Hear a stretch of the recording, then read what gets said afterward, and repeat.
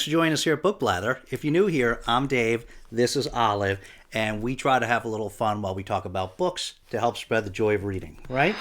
So today we wanted to talk to you about our latest handful of books. Title was Apocalyptic Wrap-Up, but they're not all apocalyptic books, but a couple are, so that's why Olive wanted to do that thumbnail, right, Bubs? So we'll jump right into it. The first one is an apocalyptic book, and this one is Earth Abides by George R. Stewart. So this is a famous science fiction classic that was published back in 1949. And so this is a very well-known early one of the apocalyptic novels. It's sort of has a lot of influence on all these apocalyptic stories we see today.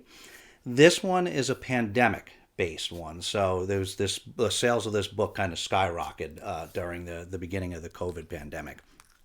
But basically what happens in this book is our main character, the book mostly follows things from the perspective of our main character, Ish. And when the story starts, he's a grad student or a college student, and he's working on his thesis. He's out in the wilderness, and he gets bit. Well, two significant things happen in the beginning. He finds a hammer, and he gets bit by a snake. And the hammer ends up being significant in the story, throughout the story. But he also, because he gets this snake bite, he gets, he's got this venom coursing through his body, and so he retreats to this cabin to recover. And he loses consciousness. He's in and out of consciousness for some time. And it turns out that this ends up saving his life, because this all happens right in the beginning. And so because when he wakes up and leaves the cabin, he discovers that a worldwide pandemic has basically wiped out basically all of humanity. And so he's not the only one left, but he's the only one, in a near area that he encounters for a while. So, the story starts out with him just, walking and then driving around and exploring different areas and trying to assess what happened and the scope of what happened. Eventually, he returns home, which is in, Beverly, California. And he, just then starts living life there. And then he meets somebody that will become basically another main character, M, that will become basically his future partner. And so there are other people that they meet, and they, basically start a family. And so this story basically takes place over the course of many, many years. It takes place over the course of decades. And so you see some of the other people they meet, you see, their family over the years, and all the different trials and tribulations that they go through during this time. So there was a couple of, significant, themes, I guess, or throughout this story. I obviously don't want to say too much, don't want to spoil it, but one of the things as I was reading through this story is you see a lot about what happens to the world, and there's not a lot of people left. And so what just happens, in terms of, industry and ecology, right? And so, when there aren't many people left to take care of things, what will happen?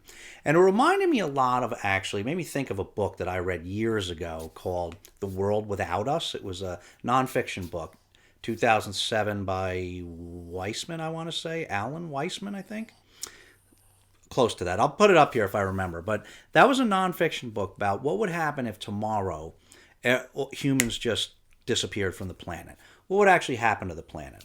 And it was pretty interesting because it shows you how much nature would reclaim things and how things would just, fall apart and all the different things that would go wrong and how that would change everything. And it was really, really interesting, without any human interference or influence, what would happen and how quickly things would happen. So you do see a fair bit of that throughout the story, the changes in the environment and how, you just don't have a lot of things anymore once things run out or once things break. And so a lot of that was explored. So that was pretty interesting. The bigger piece, of course, is is what basically becomes of civilization, and what are the challenges of somebody like Ish, who, at least from his corner of the world, is somewhat trying to rebuild civilization in the way that he thinks it should be built. And so there's a lot, there's a lot to it, and there's a lot seeing this through Ish's eyes over the course of the years. We see pockets of times where we see it in detail, year by year, what happens, and then Stewart does a good job of this. Then he'll take a break, and he calls them quick years, where they just quickly runs through what happens over a number of years, and then it slows down again, and you get to really explore the characters and see what's happening, and then there'll be quick years again to kind of zoom through some years, and then it comes back again. So I thought that was actually very effective. So it wasn't, in terms of just speeding up parts that we didn't really need to explore in depth.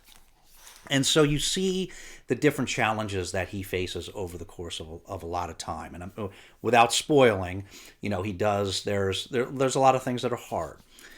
There are things that he sort of has to change his sort of perspective on things, like M, who he meets very early, that becomes his partner in life, that he loves and respects. This is, they have an interracial marriage, and she's, this is 1949, right? And so this is a sort of, just so many things. This is just the first of so many things about his life, and his perspective of life changes, and he encounters different, grief and serious moral dilemmas, with certain situations that happen, and tough questions and situations that have to be faced.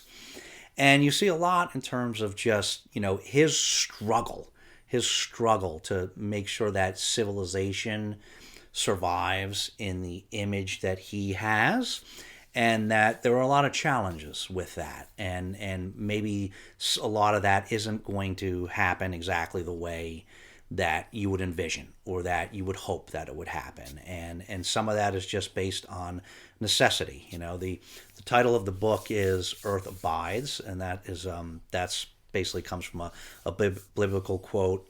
I think it's men go and come, but earth abides, and so it's, our times, our generations are here for short periods of time, but the earth goes on, and the earth will maybe demand other things of people and different generations as things go on. So it was really, really interesting, and it was pretty fulfilling book. The ending was, books don't make me cry. I've never cried in a book, but the ending was moving. It moved me, and it was a pretty fitting but somewhat sad ending, at least to me, although I think it would be different for different people. So it was really good book. I recommend it. It wasn't my favorite book. It wasn't even my favorite science fiction book of all time, but it was a good book, and it, like I said, explored a lot of different things that I think it make it well worth reading, and no doubt why it is a classic. Okay, so the next one we read is not an apocalyptic book. This is a fantasy novel. This is Assassin's Apprentice by Robin Hobb. So this was published in 1995. This is the first book that in a series that Hobb did, because the whole series is called The Realm of the Elderlings. There is, I believe, at this point, 16 books in the series. This is the first book in the first trilogy, which is called the Farseer trilogy. There are, I think, 3 other trilogies, and then a set of 4 books, actually, that all take place in this world. So a lot of books, if you're into those kind of series where you can keep going and going and going. Very much enjoyed this book. We group read this, right? We group read this with Gareth over at Book Songs and Other Magic. You need a little pick-me-up? Gareth over at Book Songs and Other Magic, and Joe over at Book Buds. So the 3 of us, we read this together. We all really liked it. And this is, it was a fun but not too complex fantasy novel. And so to give you the summary without spoiling is basically our main character, Fitz.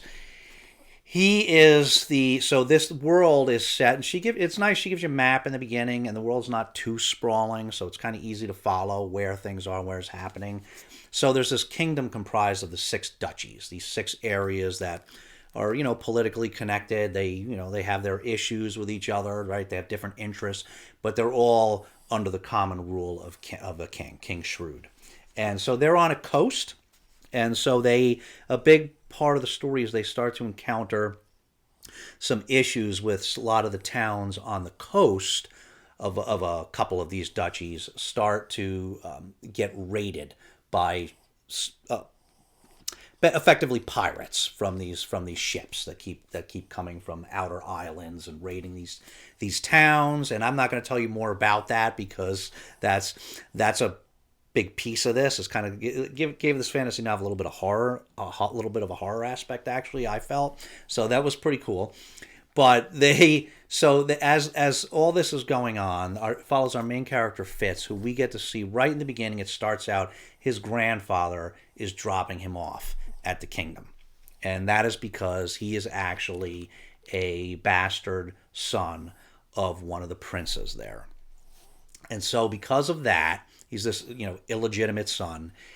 He gets sort of taken into this sort of family, but because this is a big thing in this kingdom when you're not when you're a bastard son and not a full blood child, there's a lot of shame that comes with that, and a lot of it's looked down on and it's not accepted if you're not pure blood. And so he gets taken in to some extent, but he gets taken in a different way. So he's involved with the family, but he doesn't have all the privilege and esteem and benefits of being like part of the family. So he is basically raised by this character Burrick, who is his father is one of the princes, who, it's not a spoiler, he doesn't really see him, but he's pretty much raised by Burrick, who was the prince's stable master. So they have he's basically his surrogate father, but they have a complicated relationship, and we get to see Fritz grow up a little bit, and he starts to assume certain roles. He gets trained as an assassin, because he can't be an official prince, so he gets trained by another interesting character in the ways of being an assassin. And we see a number of other interesting characters, of course. And so it evolves into there's a bit of political intrigue between some of the different duchies.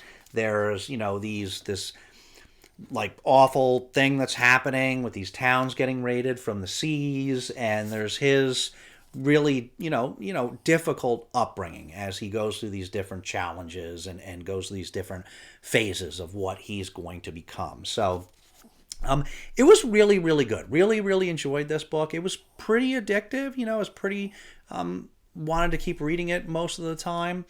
And it was good in that even though it's part of a trilogy, you definitely got closure at the end of this book. So you could just read this book, and if you felt you didn't want to go on, that would be okay. You got enough closure. Not everything is rather a couple characters introduced where we don't actually know their whole story yet. There's some of the things that's happening with the ships, like, that some of that's still, so there are these things that are still up in the air, but the main story is complete and you get closure. So you can end with this and be satisfied, which to me is a big thing, because a lot of times these duologies or trilogies, they're not like that, and it's very frustrating. But so this is a really, really good one. We enjoyed this enough that we are going to continue on with this series, but you don't have to if you don't want to. So we would highly recommend this. So the next one is another apocalyptic story, and this one is This Year's Class Picture by Dan Simmons. So this was really good. As you can see, it's pretty short. This was originally published in 1992 in an anthology called Still Dead, Book of the Dead 2. And so in 2016, it was republished in this book form, this deluxe hardcover edition. And this is very hard to get, actually, and you're going to pay for it if you find it. We were just very lucky, and we found this brand new in a used bookstore, so we got it pretty cheap. But it's tough. So I don't know. You may want to. It may actually be cheaper to hunt down that original anthology it was in. I'm not sure. But anyway, this book was really, This was really good. So this is about a teacher. She's like, I think she's around 60, a slightly older teacher. And she is running a classroom where all of her students are little zombies. And so she basically has them chained to the desk, and she rewards them with pieces of human flesh, and she teaches class. And so she has created, I don't want to tell the whole story because it's not that long, but it's really good. She has created, there's this, this zombie apocalypse that has happened, and she has created her own isolated little safe space there. She has kept school, and so she lives in the school, and each day she starts class in the morning and ends class at the end of the day. And she has done a lot of work herself. She's cleared out around the school. She has fencing up like around the playground, so all the zombies that are roaming around outside can get nearby. And she's done other things with like moat and a bulldozer and stuff like that, where she is in her off non-school hours, she has tried to make this a safe place where she can continue to be a teacher to teach these students, some of which were once her actual students. But it's pretty neat. It's a fun little story with her trying to teach this little class of zombies despite what's gone on with the rest of the world. But it's also, I think there's a little more to the story, and her, what's her name? Mrs. Geis, I think it was. And her, just in terms of her character and in terms of what she's doing here, in terms of this apocalypse has happened, basically, and she is trying to keep her little pocket of normalcy going, and she's still just trying to, the one thing that she can hold on to is being a teacher. And she's doing it in a very different way, but although she's half conscious of the ridiculousness of what she's doing, she also kind of have this little bit of hope that these are different kind of students that maybe she can do something and she can make a difference. So it's not that long, but I think it's good. It's just a fun story on its own, but it's also got a little more depth to it. And she's a normal person. She's not like a mad woman. She's just trying to hold on to this piece of who she was in this now basically gone world. So it was really good. Like I said, it's short, but it was really good, and we would highly recommend this one as well. Okay, and the last thing that we read was A Christmas Carol 2, Rise of the Juggernauts by Nicholas Kaminsky. So this we read because Erie was kind enough to send this to us, as a Christmas read. We finally just finished it now. We'd started a while ago, but we actually just got around to picked it back up and finished it off. This is kind of a Christmas story. This was published in 2017, and this is one of the most bonkers things that we have ever read. So, as you can see, it's not that long, but it basically is, presents itself as a sequel to A Christmas Carol. And the reason for that is follows Tiny Tim as an adult. So the little Tiny Tim, the injured, sick Tiny Tim that you remember from the famous story A Christmas Carol by Charles Dickens, he is now an adult. And he is an adult that has gone through all this, training in the Far East and everything, and he has become like a super ninja. And so, I told you, it's bizarre. It gets better. So there's his, he has basically taken over the business. His father and Scrooge had made his father a partner after the story of the Christmas Carol, and they went, Scrooge had a turn of heart after he was visited by the three ghosts the three ghosts of Christmas past, present, and future, and his ex-business partner, Jacob. So, operating the presumption that most people know that story, but, in the famous Christmas Carol by Charles Dickens, Ebenezer Scrooge was visited by three ghosts of Christmas past, present, and future, and taught that shown that his ways were not good ways, and had him change of heart. So he started then to take care of the family of his worker that he had really mistreated. And so the little sick son of his worker, that is the main character in this. and Tim Cratchit, and he's has taken over the business now because they've all since passed away. But he's also, like a super ninja, so he keeps a secret dojo on the side. And then there are like certain nefarious elements that have started to arise in the area, and there's this bad group of like industrial, these group of businessmen that have this like little army of juggernauts, and there's this other group that is also not so great that's, at war with them. And so Tim Cratchit gets involved after he comes home from some of his martial arts studies because his older brother has been killed. It has something to do with all this stuff going on. So he goes to seek some justice. And I guess that's the most I can tell about the story without spoiling it. But I don't even know whether to say this was like a good book or a bad book. It was just so weird. It was just really, really crazy. It was, we're talking ninjas and juggernauts, and, these are like big metal robots with like furnaces that power them in the middle. And it was interesting how they tied it to, it wasn't just that it was Tim Cratchit's character. There is like a supernatural element to this story that is tied to a relic and the ghosts that visited Ebenezer Scrooge at Christmas. Almost forgot to say that. That's more of the tie-in and trying to kind of harness that supernatural side of things. So it was weird. It was really, really weird. So I don't even know whether to recommend it or not. It's weird. If you like really, really weird things, that are maybe a little bit Christmassy, then this might be a book for you. So that's really all I can say about this. But thanks again, Erie, for sending us this. That was very thoughtful. We really appreciate it. So that's it. That was the last 4 things that we read: Earth Abides,